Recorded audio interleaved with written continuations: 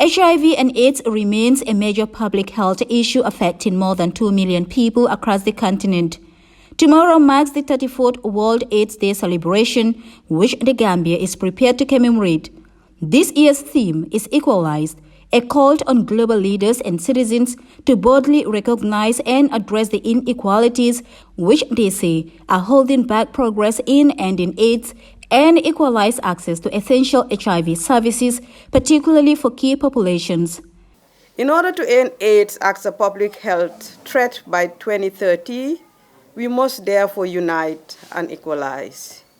This week, UNAIDS launched a powerful new report, Dangerous Inequalities.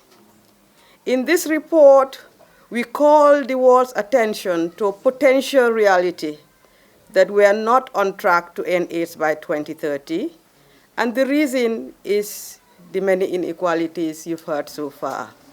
Secretariat speaking during a press briefing ahead of the commemorations, Usman Baji, director of the National AIDS Secretariat, briefed the media on the challenges and progress the country made in the past year to end HIV and AIDS. As we speak now, when you talk about HIV treatment, there are still communities that are underprivileged or underserved. So in our national response to HIV and AIDS, and as a country, we are working with partners, including the UN and the civil society organizations, to make sure that treatment services are expanded to the closest point possible so that each and every Gambian is well served. The Gambia made immense progress in combating HIV and AIDS since its first detection in the country in 1986. According to the UNAIDS 2020 report, more than 24,000 people in the Gambia are living with HIV, and only 51% of them are aware of their conditions. Officials are calling on the public to visit health facilities to get tested to know their status. A good number of people living with HIV do not know of their HIV status, talk less of how to protect themselves.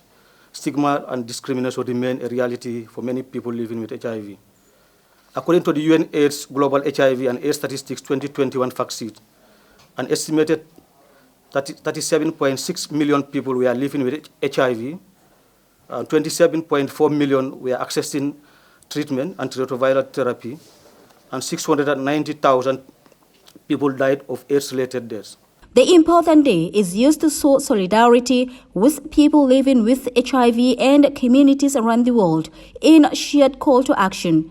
Officials believed HIV can be ended if equalized access to rights, services, resources, as well as best science and medicines is created.